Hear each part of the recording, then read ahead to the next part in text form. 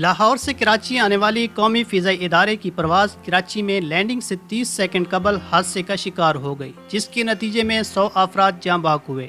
Aviation ذرائع کے مطابق پی آئی اے کی پرواز PK-8303 نے دوپہر 2:40 پر جناح انٹرنیشنل ایئرپورٹ پر لینڈ کرنا تھا۔ طیارہ لینڈنگ اپروچ پر تھا کہ کراچی ایئرپورٹ کے جناح ٹرمینل سے محض چند کلومیٹر پہلے ملیر ماڈل کالونی کے قریب جناح گارڈن کی آبادی پر گر گیا۔